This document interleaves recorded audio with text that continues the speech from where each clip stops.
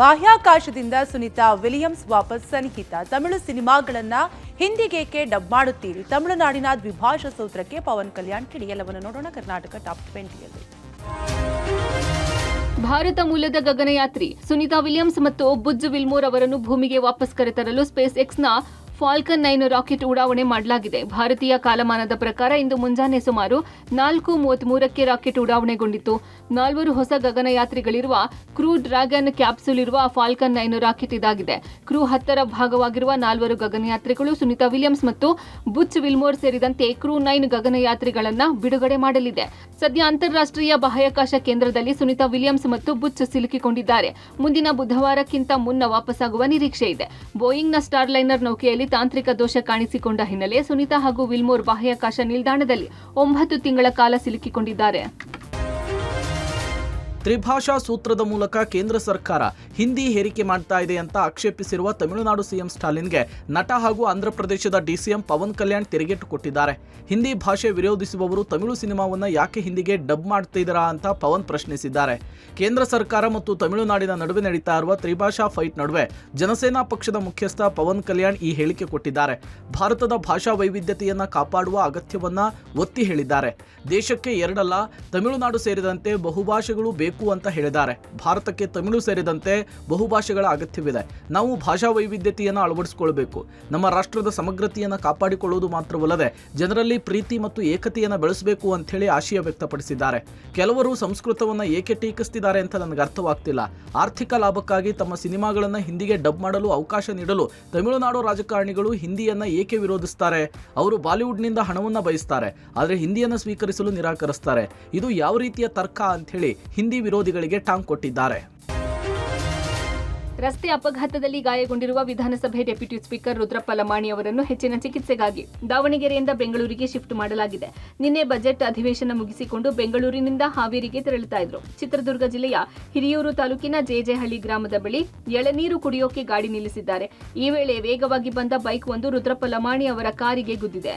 ಪರಿಣಾಮ ಅವರು ಸ್ಥಳದಲ್ಲೇ ಕುಸಿದು ಬಿದ್ದಿದ್ದು ಹಣೆ, ಹಲ್ಲು, ಮೊಣಕಾಲಿಗೆ ಗಾಯವಾಗಿದೆ. ಕೂಡಲೇ ಅವರನ್ನು ದಾವಣಗೆರೆಯ ಐಎಸ್ಎಸ್ ಆಸ್ಪತ್ರೆಗೆ ದಾಖಲಿಸಿ ಚಿಕಿತ್ಸೆ ಕೊಡಿಸಲಾಗಿತ್ತು. ಆದರೆ ಹೆಚ್ಚಿನ ಚಿಕಿತ್ಸೆಗೆ ರುದ್ರಪ್ಪ ಲಮಾಣಿ ಅವರನ್ನು ಬೆಂಗಳೂರಿನ ಅಪೋಲೋ ಆಸ್ಪತ್ರೆಗೆ ಶಿಫ್ಟ್ ಮಾಡಲಾಗಿದೆ. ಸದ್ಯ ಅವರ ಆರೋಗ್ಯ ಸ್ಥಿರವಾಗಿದ್ದು ಆತಂಕ ಪಡುವ ಅಗತ್ಯವಿಲ್ಲ ಅಂತ ವೈದ್ಯರು ತಿಳಿಸಿದ್ದಾರೆ.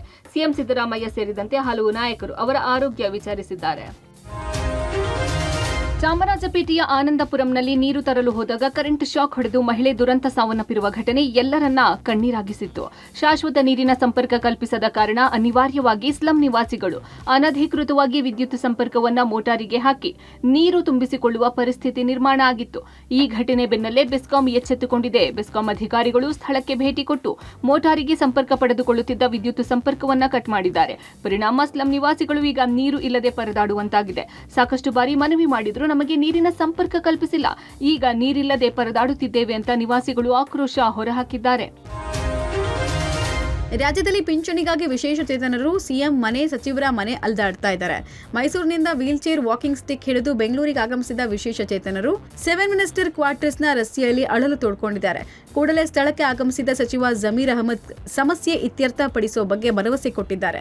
ವೈಯಕ್ತಿಕವಾಗಿ ಹಣಕಾಸಿನ ಸಹಾಯ ಮಾಡಿದ್ದಾರೆ. ಬಳಿಕ ಮಾತನಾಡಿದ ಸಚಿವ ಜಮೀರ್, ನಾನೇ ಖುದ್ದು ಡಿಸಿಗೆ ಪತ್ರ ಬರೀತೀನಿ, ರಾಜೀವ್ ಗಾಂಧಿ ವಸತಿ ಯೋಜನೆಯಡಿ ಮನೆಯನ್ನ ಕೊಡೋಕೆ ಕೆಲಸ ಮಾಡ್ತೇನೆ ಅಂತ ಅಂದ್ರು.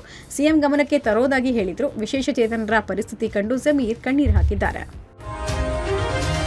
ಬಿರು ಬೇಸಿಗೆ, ಮಳೆಗಾಲ ಅಲ್ಲ, ಒಂದು ಹನಿ ಮಳೆ ಕೂಡ ಇಲ್ಲ. ಆದರೂ ಬೆಂಗಳೂರಿನ ಯಲಹಂಕದ ರಮಣಶ್ರೀ ಕ್ಯಾಲಿಫೋರ್ನಿಯಾ ಲೇಔಟ್ಗೆ ನೀರು ನುಗ್ಗಿ ಪ್ರವಾಹ ಪರಿಸ್ಥಿತಿ ಉಂಟಾಗಿದೆ.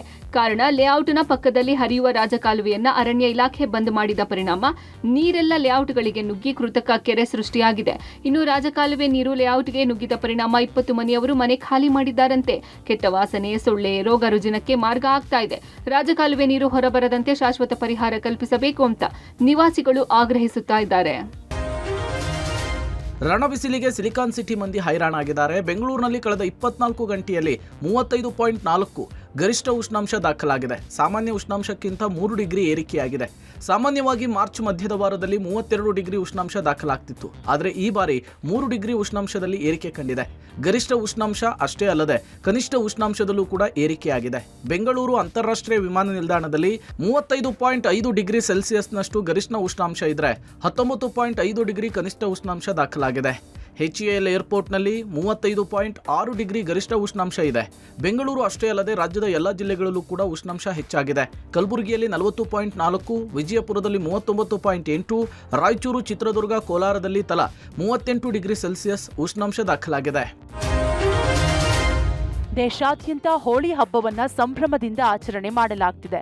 ಬಣ್ಣದೋಕುಳಿಯನ್ನ ಎರಚುತ್ತಾ ಡಿಜೆ ಸದ್ದಿಗೆ ಕುಣಿದು ಕುಪ್ಪಳಿಸೋದು ಎಲ್ಲೆಡೆ ಸಾಮಾನ್ಯವಾಗಿತ್ತು. ಬಾಗಲಕೋಟೆಯಲ್ಲಿ 2ನೇ ದಿನದ ಹೋಳಿ ಹಬ್ಬದ ಸಂಭ್ರಮ ಮುಗಿಲು ಮುಟ್ಟಿದೆ.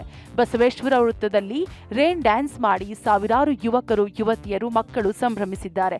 ವಿಶ್ವವಿಖ್ಯಾತ ಹಂಪಿಯಲ್ಲಿ ದೇಶ ವಿದೇಶಿ ಪ್ರವಾಸಿಗರು ಪರಸ್ಪರ ಬಣ್ಣ ಎರಚಿಕೊಂಡು ಖುಷಿಪಟ್ಟಿದ್ದಾರೆ. ಧಾರವಾಡದಲ್ಲೂ ಬಣ್ಣದ ರಂಗಿನಾಟ ಜೋರಾಗಿತ್ತು. ಮಲೆನಾಡಿನಲ್ಲಿ ಕಲರ್ಫುಲ್ ಹೋಳಿ ಸಂಭ್ರಮ ಮನೆ ಮಾಡಿದೆ. ಹಿಂದೂ ಕೇಸರಿ ಅಲಂಕಾರ ಸಮಿತಿಯಿಂದ ಹೋಳಿ ಉತ್ಸವದಲ್ಲಿ ಡಿಜೆ ಸಾಂಗ್ಸ್ಗೆ ಯುವಕ ಯುವತಿಯರು ಕುಣಿದು ಕುಪ್ಪಳಿಸಿದ್ದಾರೆ.